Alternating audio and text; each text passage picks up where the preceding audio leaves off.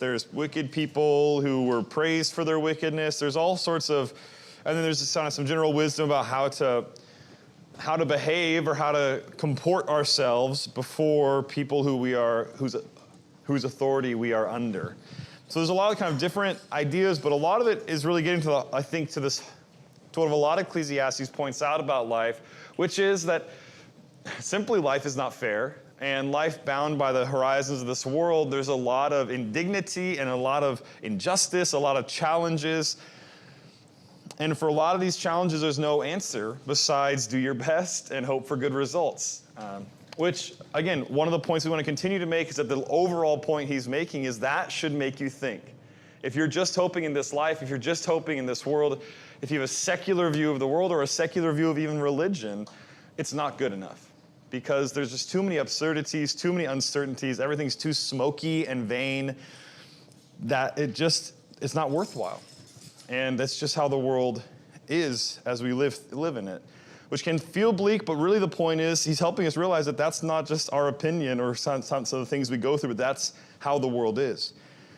And so there's this through line with all the wickedness he's pointing out and all this, that there's a certain amount of expectation we should have that the world's not going to all of a sudden get better just by the right person or the right actions, and yet wisdom will help us through these things at the same time.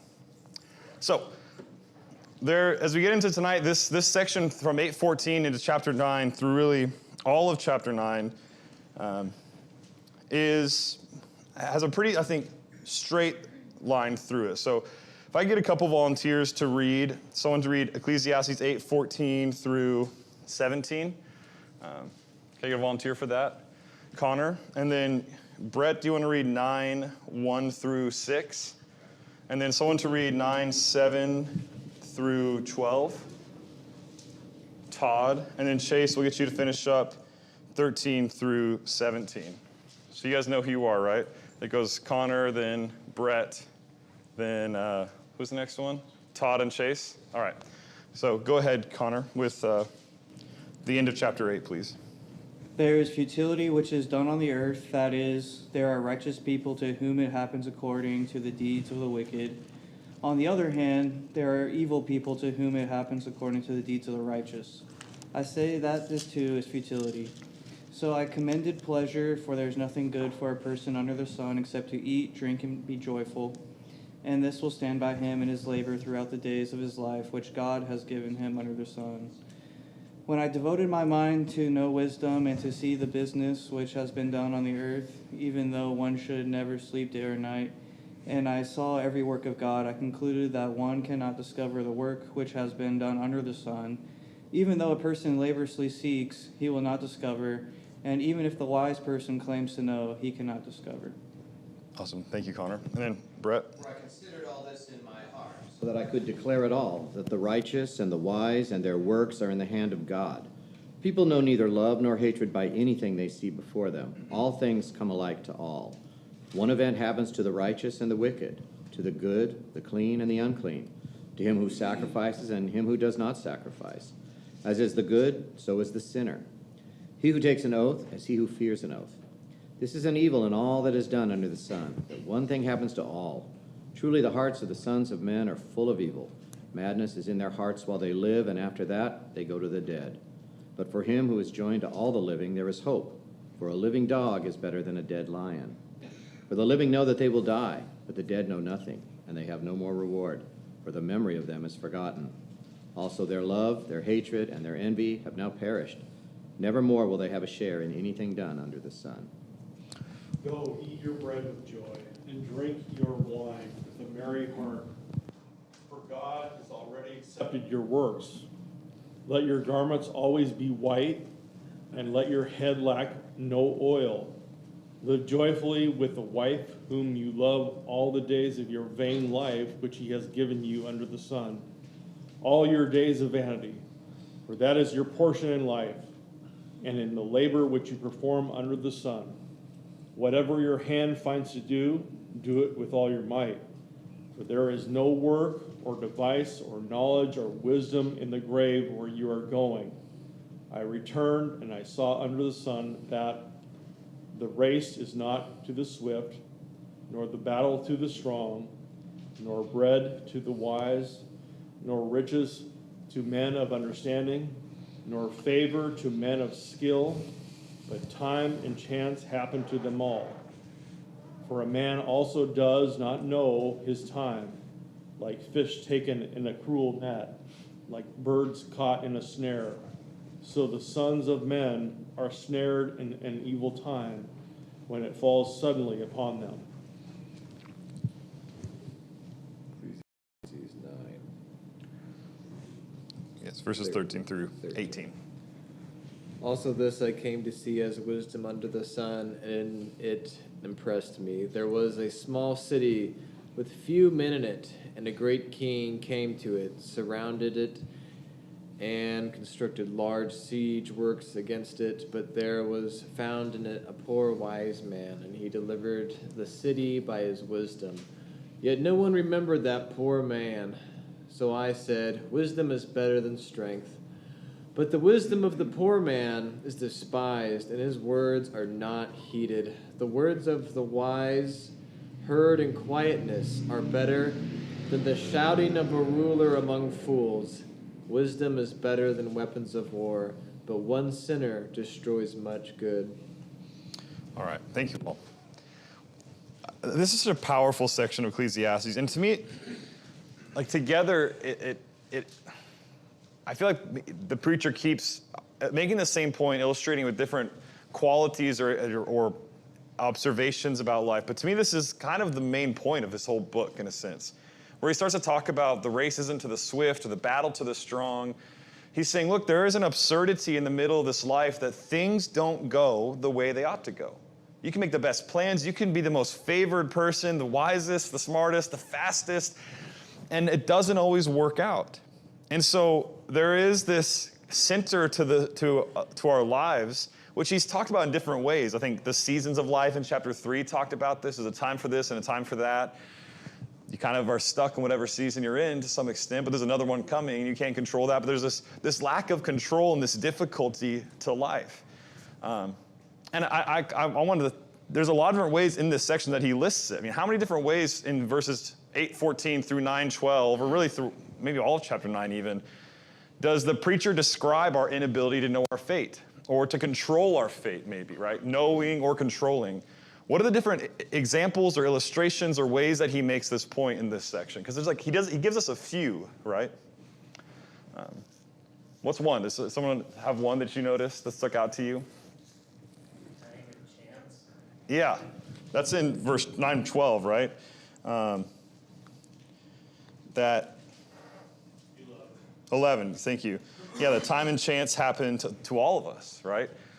This is an interesting verse in the Bible because one of the big problems that many secular atheistic people will have with God is an all-loving, all-knowing, all-powerful God, and yet the problem of pain exists. And the Bible doesn't have a lot of direct answers to that. I think the cross is God's answer to that he suffered for us, and that's the gospel. It's the good news.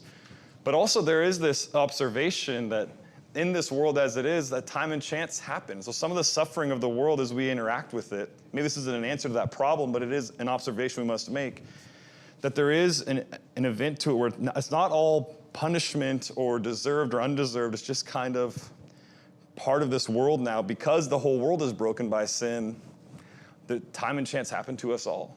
And it's a hard observation, but it is one of the most direct to this point, right? That we don't have an ability to know how everything's going to go because time and chance kind of spoils even the best laid plans a lot of times. Good. What else? What else do we see in here? Vern?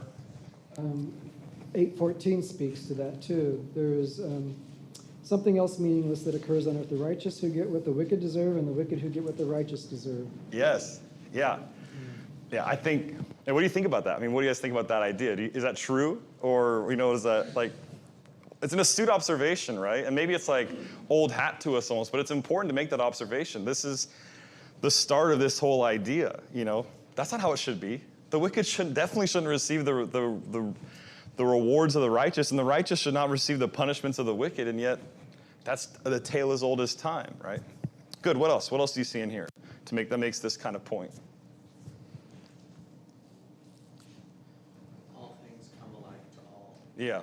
Yeah, there's this, at the beginning of chapter 9, right, the section that you read, that it doesn't matter. What kind of Christian you are. It's a little more than time and chance. It's like, it doesn't matter who you are, or how you live, or whatever, there's going to be things happen to you. But how you behave doesn't determine Yeah. the benefits of your life necessarily, right? Yeah. This life. Yeah. Yeah. And so as you look at life, again, like under the sun, bounded by the horizon of this world, it doesn't matter if you're the best person. The same things are going to happen to you that happen to the worst person, you know? And this becomes an interesting observation, because when you're poor and destitute, you look at the rich and you're like, oh, look at those champagne problems, you know, like their lives are so cushy. What are they complaining about? But then for the rich and the people who have a lot of things going on, they have real problems, right?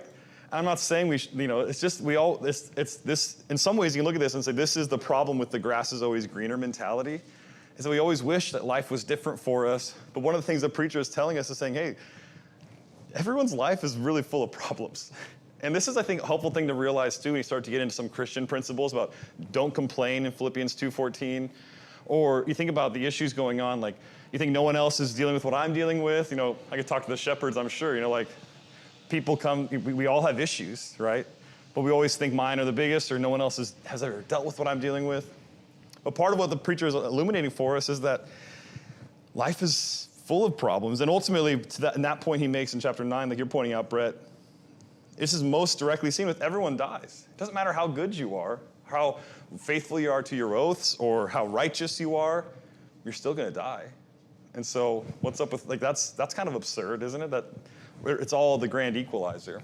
Les? Well, I was going to point out 9 and verse 2, all share a common destiny. The wicked, the righteous and the wicked, the good and the bad, the clean and unclean, and so forth. And I have a reference here to John 5, verse 28. Do not be amazed at this, for a time is coming when all who are in their graves will hear his voice and come out, and those who have done good will rise to live, and those who have done evil will rise to be condemned. Mm-hmm. That's the final, if you will. Yes. Yeah, so again, it's good for us to remember. That's, I think, a great reminder for us as Christians to remember there's more going on than what the preacher is talking about. But it also is helpful to remember, like, he's making this point so that people who don't believe in a judgment, who aren't living as if there's a judgment, will be kind of shaken awake, right? These kind of ideas, philosophically, I suppose, but really just as he's talking to us and to the world around us, if we live as if there is no coming judgment or all this, then the life here on earth can't be it. You know, and if it is, then it's a really unsatisfying, really bleak and difficult outlook. And to your point, Les, like we know that there is more. We know that there is true justice coming in the judgment of God, and that our great King, Jesus Christ, and his perfect judgment, perfect insight and all that will bring righteousness and justice.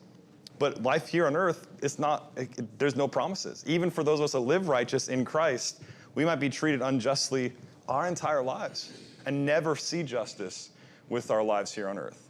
Les? I've known people who would argue with you about God wouldn't do that. He's good, you know. Yeah. I mean, I don't have to attend church, or I don't have to do this or that or whatever. Yeah. Because they don't believe it. Yeah. They just don't believe it, and it's going to be a rude awakening, if you want to call it that. Yes. Here's what I think, like, one of the great beauties of Ecclesiastes. I've been talking a lot about how it's bleak sometimes. I love it, okay? I love this book. And I love it because there are either people who already see this, and we can feel crazy, or we can feel like it's too much, or maybe things are worse than they've ever been. And Ecclesiastes reminds us that this is just the world. And so we can kind of, it's a reality. It's like, okay, yeah, this is right.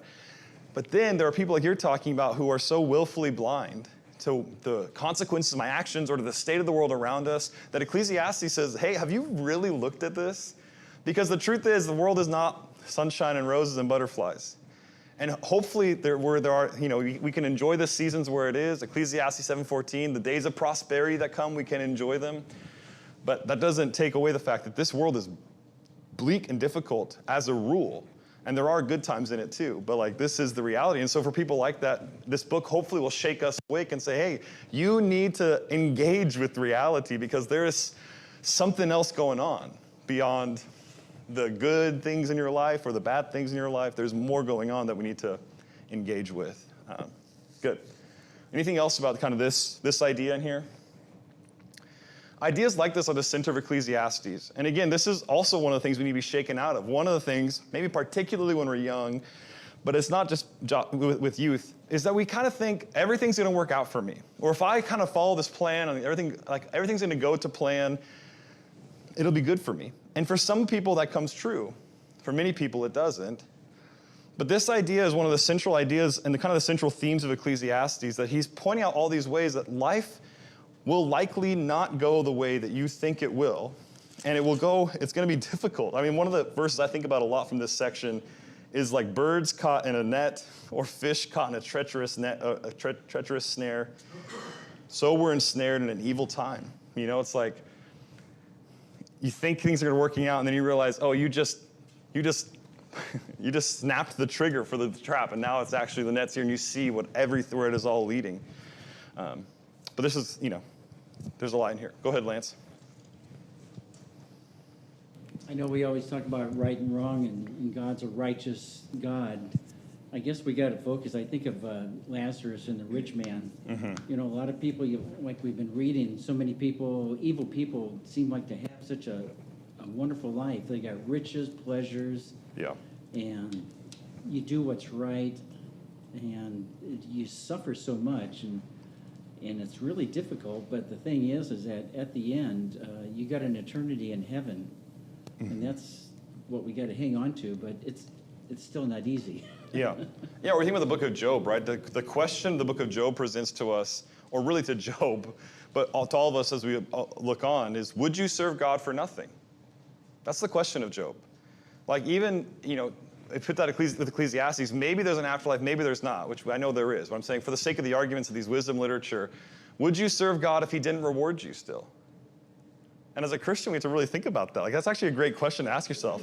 If God said, hey, I want you to serve me, you're not going to go to heaven, would you do it still? Now, listen, this is a stupid hypothetical because that's not the case. But these ideas are saying if we believe in God that there is, or if we don't, there's something going on in this world that kind of we have to wrestle with. And if we don't believe in God, I was talking to someone this week who was living an atheistic kind of in the secular world, talking about how they could relativize anything, and they would argue with anybody. Well, yeah, all these things are relative. These kind of morals, those kind of morals, it doesn't matter. And this is one of the things that the secular worldview kind of descends into, and the reasons that, I think the Ecclesiastes is written is to shake us awake and make us realize that there is there are absolutes, and there is true justice, even though we won't find it in this world. If that makes sense. Go ahead, Brett. You're talking about some people thinking Ecclesiastes is bleak. I share your opinion. It can be inspiring if we realize the ultimate message. Mm-hmm. I mean, a couple of thoughts. We wouldn't have inspired scripture that said this at the same time and talked about sort of despair in our life here on a world that God created for us, and God created us and is his creation for us, right? Yeah. I mean, it can't be, number one. And number two, we know he says through prayer we can accomplish much, so we can, impact situations, right? If we ask him, it's not all emptiness, right? Yeah. I think we have to remember, I feel the central point of this, and this is one man's opinion, is don't put your faith in this place, in these people. Put your faith, look to me. Yes. So I don't feel this is in contradiction with the beauty and wonder of God's creation, or the ability of prayer, or the ability of Christians to seek and ask and hopefully receive, right? Yes. I mean, I think we have to be careful not to make it sound like the hopelessness it speaks of, prevails, because it's trying to make a bigger point, right? And then a completely different thought is the section we just read sort of does fly in the face of those who preach what we call the prosperity gospel, right? So that's a different thought, but just one I wanted to share. Oh, that is important. That's a really good observation. And I agree with your point. And this is one of the hard things, one of the things I wrestle with in trying to teach this book is to see the point he's making. He just engages and embodies this point. And at the very end he says, so fear God and keep his commandments, which is the point you're leading to, right? That there is, for the believer of someone who has faith in Jesus Christ and God, in the Old Testament, faith in God and faith in Jesus Christ now, there is a hopeful answer. There's a resolution to all of this emptiness, all this vanity. But he doesn't really tip his hat to that until the very end, right? Like that's the end of the book. And so when we're working through the messy middle of it, he's trying to help us feel this with no kind of release valve, no hope. Because I think what he's doing, to your point, if we haven't existed in these thoughts or thought through them, then we need to not just think about them, we need to feel them. We need to empathize and sympathize and understand that these aren't just kind of ideas. These are realities for most of the world. That people, even if my life's going great, I'm in prosperity, there's a lot of people that aren't. And so if this life is it, or if I'm living as if it's it, or if I'm preaching a gospel that's full of things are going to be great now for you, the prosperity gospel, we got to really be mindful of the hopelessness of that if this world is all we have. And so I think you're right that this is in the whole corpus of the Bible, which in general paints this picture of the beauty of faithfulness to God and the rewards and the change it can have in this hopeless world, to your point. Faith in God changes the world around us. So one of the things as he looks at these situations, he starts to give us some answers for this inability to know our fate, right? Did you notice some of the solutions he gives in this section? What are some of the solutions? Because he says, there's all these different ways life isn't going to go our way, or is going to be painful or not right, or even kind of absurd, futile, right? But what are some of the commendations or recommendations or avenues he gives us to live to solve these things or to deal with these things? Les? Well, we see the dark side in 8:14, but 8:15 is his answer to it. Yeah. When it says, so I commend the enjoyment of life, because nothing is better for a man under the sun to eat, drink, and be glad. Then joy will accompany him in his work all the days of his life God has given him under the sun. Mm-hmm. Yeah, so there's an effort, there has to be an effort put forth in enjoying life once you understand how it is, right? Okay, this is how it is, but where is the joy to be found? Where is the good to be found? And again, this can sound trite in the context of all the difficulties, but this is one of the true pieces of wisdom that the preacher's trying to give us. For life under the sun, as we live here under the sun, bound by the horizons, all that stuff I keep repeating, if you understand that there are still gifts given by God, then you can enjoy them. You can lean into them. You can accentuate them or emphasize them. This is what, we think about verses like Philippians 4, where Paul, inspired by the Holy Spirit, will write, whatever is true, whatever is excellent, whatever is honorable, whatever is praiseworthy. What are we supposed to do with those things? Dwell on them, think on them, focus on them. And so I think there is you can start to see some of how this lines up with the gifts of God, right? So that is a good answer.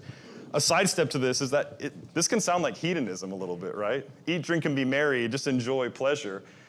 This is one of the challenges of what I've read that old Jewish thinkers had with this book. when they were testing books in the Old Testament, can this guy's talking, he's saying we should just enjoy life? That doesn't sound like anything else God says. And so we do have to rest, there is some interesting kind of counterpoints that we can think about as we dwell on these solutions he gives. All that to say, I don't think that he's commending hedonism per se. He's just saying enjoy the things that are to be enjoyed. Terry? We are told in the New Testament to be content in whatever state we are. Yes. And so in that contentment, we need to find joy in what we have. Yes. And so that's a way to look at it. Yeah. Be happy with the wife that you have. Yes. Be joyful that you have food. There's times you don't. Yes. So. Yeah, that's well put. Yeah, so I think that is kind of the through line of what he's saying. There's a contentment with what you have, that is going to carry you through and help you enjoy the life around you. Chase? It's also contrasting, I feel like, in some ways to Proverbs, which is like a guide of how to live with rails and to make sure you're making wise, good choices. And particularly one of those things, I think talk about bringing the fork and being fat, and then also, or gluttony, and then also drinking. And then, he brings up drinking and just eating for happiness. Drink your wine with a cheerful heart, for God already approved your works, is such a contrast to what we were hearing in Proverbs. Yeah, it's really interesting. You only have to go one book back. Yeah, Proverbs is, as we've talked about through these books, Proverbs is presenting kind of the good life, right? Live this way and you'll live the good life. And Ecclesiastes, I was almost saying, is any life good? It's poking holes in that, but also kind of still providing similar wisdom, interestingly. They do kind of go hand in glove in some ways, or accentuate the other's weaknesses in perspective, maybe. Not that I say there's weaknesses in the Bible, but Proverbs does present this kind of, do this and this will happen, which Like we talk about this, train up a child in the way they should go. When they're old, they shall not depart from it. Some Christians start to look around and judge other Christians' kids. Well, hey, if you had trained up your child, like Proverbs says, they wouldn't have turned out like such a ne'er-do-well. And so is that what Proverbs means? That it's a recipe? If you do this perfectly, everything's going to work out? Well, no, of course not. And Ecclesiastes kind of makes observations like that. Even when you do all the right things, sometimes it doesn't work out. And so Ecclesiastes is the perfect complement to Proverbs, in my opinion, because Proverbs is saying generally if you do these things are going to go well for you. And Ecclesiastes is going to say, but you need to know it doesn't always go well. And what are you going to do when it doesn't? How are you going to view the world when it doesn't? Is that going to break everything for you? Or can you still plow on, press on? There's another interesting one in here that, a little commendation he gives. I like this one a lot. I think it's really interesting. Chapter 9, verse 7. Similarly, eat your bread in happiness, drink your wine with a cheerful heart. This is what you were just reading this, right? God has already approved your works. Verse 8, let your clothes be white all the time, and let not oil be lacking on your head. What does that mean? What's he saying here? Enjoy a good bath. Yeah, be clean. Put gel in your hair, right? Put some hairspray in. Put some makeup on if that's your thing, for the ladies. But it's this is, he's saying look good, present yourself. And I think there's an interesting piece of wisdom in here that we underestimate sometimes where it's I'm not saying fake it to make it, but I am saying that sometimes we lean into the pain of this world by really just saying, whatever, I'm going to be schlubby and just kind of not even try. And then it's it becomes a self-fulfilling prophecy. And I think part of again, life under the sun, wisdom he gives is saying, look, sometimes you got to put the effort in even when life isn't. It's dress for the job you want. It's dress and live and make yourself up as if you were happy. And sometimes it can follow. Sometimes, have you heard of that psychological experiment where they put a pencil in someone's mouth? When you put a pencil in your mouth, it activates all the same muscles as when you smile. And people tested happier just by putting a pencil in their mouth.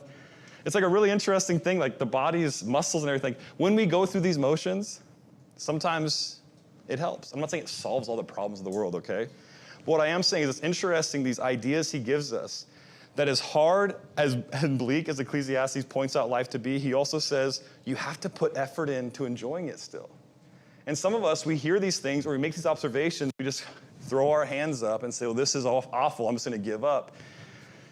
And that kind of hopelessness will not lead anywhere helpful or beneficial, and it will definitely not lead you anywhere good in your life. And so I think he is trying to encourage you, hey, make sure to, different people made this point, Terry made this point, to enjoy the life you have. Les made this point. We have to put work into it sometimes. But there's so much good to appreciate nonetheless. Cass? I'd like to comment specifically on 9:7. Sure. In that I've dealt with depression a lot, and the first sign of me being depressed is missing a shower. Yeah. I miss a shower. I'm oh, it's too much effort to take a shower. I don't care to take a shower. And so the longer I go unwashed, unclean, the more depressed I get very quickly. Yeah. So you have to take a shower. You have to get your shoes on. Yeah, sometimes it's just a fight. This is it's a place where you can have the battle, right? It's a place where you can have the battle with yourself, because we all, if the world is this way, which it is, then we have to fight the hopelessness sometimes. And I think that he's talking about this, to just look to the things to enjoy. Rick? There are times, and there's a lot of people in here that can attest, dark times, and just like Cassandra just said, you can get in a dark spot, and if you let it, you can dig into it so far. I know grief is one of those emotions that can destroy you. Yeah. I mean, literally, if you let it. And there are situations that you encounter in this life, like Brett was talking about. Everything that's been said is just I'm sitting here and I'm going, oh my, how many times? It's just this life is, ooh, man. Yeah. And it can be what they used to say. I heard a little country boy say one is a woolly booger, So Never heard that one before. Well, you gotta be from Texas anyway. But it can be ugly. It can be ugly. It can be ugly. But God's ways and God's people help you Yes. Amen. build up. Amen. Pat, and then I'm going to keep moving on to this next question. We used to sing a song a lot, and I don't even remember singing here at Kirkland, Count Your Blessings, name Yes. them one by one. Yeah. And when you get low, singing that song to yourself, whether you actually count the blessings or just singing the song, yeah, God did bless me in these ways. Yeah. And this doesn't really speak to that, but Yeah. Yeah. This all points to the gaping hole in this world that Jesus Christ answers, right? Like that. As a Christian, we have to look at Ecclesiastes and remember that Jesus Christ is the answer. When he says, fear God and keep his commandments, that's pointing to the gospel, because that's the only way out of all this. That's the only way. And it's not just a nice solution. It's not just a pretty good solution. It's not just, oh, Jesus gave you some good tips to live. It's like, no, if that's all he is, he's worthless. If he's just like a way to have like a better life, or he's giving you some good advice, that's worthless, because this world is worthless. But if he makes it right and brings true justice and actually gives you eternal life and makes things, where there will be justice and righteousness and all these things prevailing, where every tear will be wiped away and all of the beauty will be as it ought to be, then it's hopeful. That is the only hope.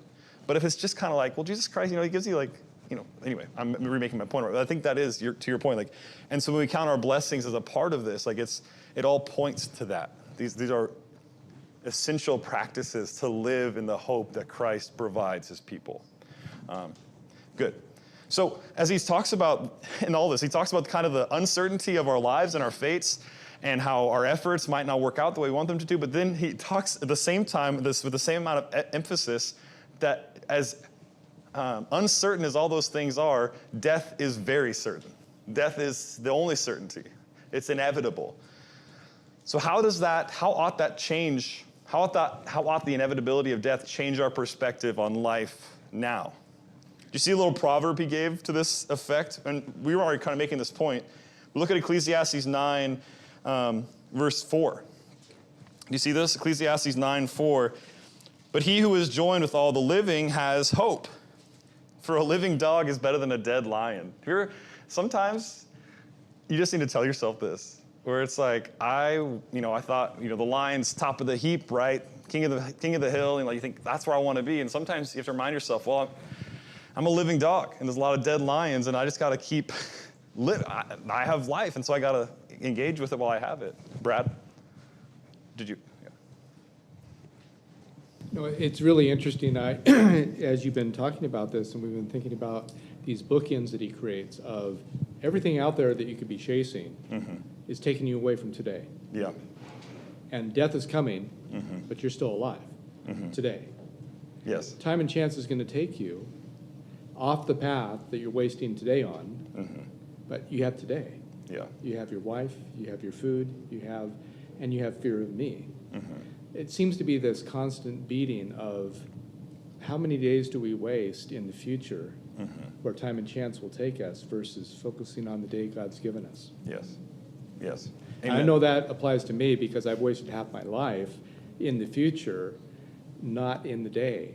And I cried when we moved out of our home, and I thought I just raised 3 boys in here, and I can't remember some of the events. Yeah. Because my mind was off in these other places all the time, pursuing this, pursuing that, career, blah, blah, blah.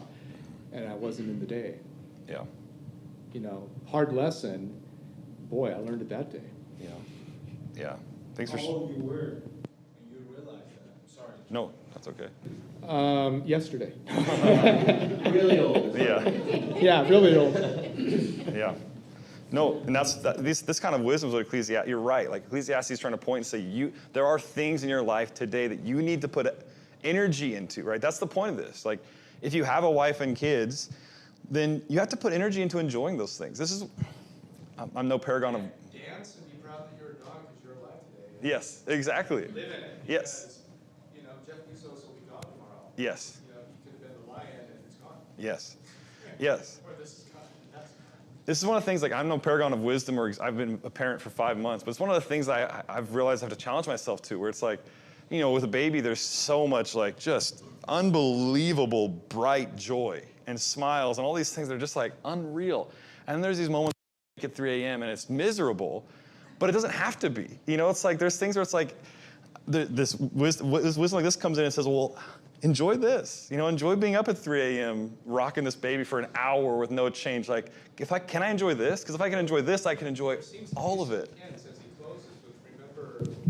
The Lord in your youth. Yes. There's a lot of messages in here, particularly in Proverbs, that are focused on the youth. Mm-hmm. And it's a hard lesson for the youth because we're chasing all this stuff. Mm-hmm.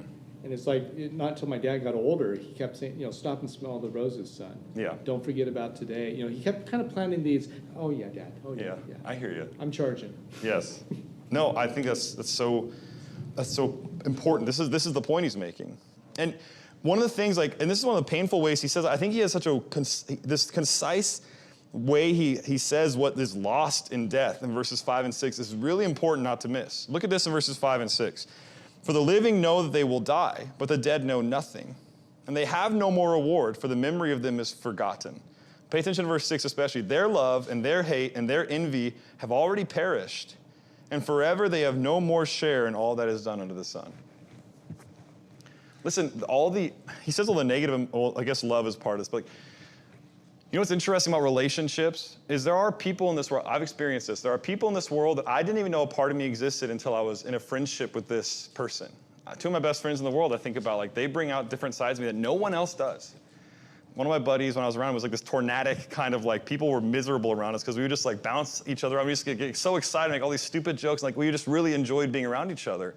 And I'm not that way with anybody else. And you think about when that friendship, we're not around each other, but it's if he died or if I died, that relationship dies with it, And there's so many things like that in our lives that your love and your hate and your passion and your envy, they die with you. No one else has those things. As maybe someone's smarter than you, maybe someone is whatever more than you or less than you, doesn't really matter. No one else has the heart that you have and the perspective and the view. And part of what he's saying, not just say you're unique just like everybody else. What he's saying is there's something that you have when you're living. This is a point Brad was making really well. That is going to die with you. And if you waste it away, and if you die before you die, that's the biggest shame of all. If you don't share these things, if you're not living in these things that you have now and sharing the love and everything and all the perspective and all the vision and if you don't put the effort into putting that into the world, then you might as well be dead, right? It's kind of what he's saying. I don't believe that, but that's kind of the point he's making. Make sure you do this because even a living dog is better than a dead lion. Start barking, start chasing it, start wagging your tail and get out there and pursue these things. Because with the certainty of death, we have to be, this is why so much of the Bible, Ephesians 5 talks about this. Psalm 90, teach us, Lord, to number our days, that we may acquire a heart of wisdom, right? These are the concepts. Caleb has this chart he's going to put up in his office, and he scratches off a week every time he lives a week of his life. And it all fits on one page on his wall. And I was like, I don't know if I could do that. But I think it's really wise. I'm like, this guy's wiser than me because he's just counting every week of his life, making sure he's in touch with it. And it's it's morbid, but it's also real, right? It goes to 90. He's like, I'm going to try and beat this chart. Yeah, exactly. Time's ticking. All right. I don't want to overlook any of this section. I do want to we have 1 minute again. This is what I do. But the end of this section has this story of a poor wise man. What happened in that story? The city's besieged and there's no hope. What does this poor wise man do? He saves the city, right? But then what happens after he saves the city? No one remembers him. What did you say, Monty? Yeah, nobody remembers him. And the preacher has some conclusions about this, right? Verse 16, what does he say? What did you say? Yeah, one of the first things, wisdom's better than strength, right? If you're really wise, it's way better than being super strong or really, really impressive. Yeah, it doesn't mean anything, but it is better. But the wisdom of the poor man is despised and his words aren't heeded. And so even though wisdom is better than strength, if no one listens to it, it's useless. And then he goes on to say, verse 17, the words of the wise heard in quietness are better than the shouting of a ruler among fools. Such a great bumper sticker for a political season, right? Wisdom is better than weapons of war, but one sinner destroys much good. This seems to be the pivot into the next section where he's going to talk about dead flies make a perfumer's oil stink, right? What a shame to put all this work to be a perfumer. Your whole job is kind of collecting, distilling, and making these oils, and then one fly lands in it and dies, and you're like, my whole months of work is ruined, right? How true it is that there are so many things that are so beautiful and so great and ruined by one sinner. Even like this idea of this wise man who saves the city, it's like, what a great thing. And then, well, someone didn't listen to it, so all that good is totally wasted. I don't know what all the points of this little section are, but I think, again, it's pointing at this absurdity. It's like everything else in this section. It shouldn't be that way. The wise man should be honored and listened to and praised and should save the city, but a lot of cities get destroyed because no one listens to the wise man. And I don't think he's saying, like, shame on you. I think he's just saying, this is how it is a lot of times. It just happens. And it's helpful to know this. It's hard. It's a hard thing to realize. But I think it's also helpful for us, if that's happened to us, to realize this is the way of the world to some extent. And it doesn't mean that wisdom isn't better. It doesn't mean that these things aren't still right or good or to be appreciated or to be tried and shared, but it does mean that it doesn't always work out that way as part of this. Any other final thoughts about that story, this whole section, before we wrap up tonight? Any final words? This is one of my favorite sections of Ecclesiastes. The race not being to the swift, the battle not being to the strong, anointing your head with oil, all the dead lion, the living dog, all these reminders, I think, are so, to the points everyone made, is exactly right. Don't forget in this week, tomorrow when you go back to your normal life again, this is the way we need to live. Appreciate the good things we have, and we have to kind of be cunning with the good in the world and focus on it and lean into it and not get consumed by all the difficulties, right? Not to be trite, because we have real difficulties, but this is the challenge Ecclesiastes gives us, that if you're living, there is so much hope in your life, even if you can't see it. And so the work for those of us who are alive is to live in that hope and fight for it and to see it and to work towards it, because that's the wisdom he's trying to give us to live through this world.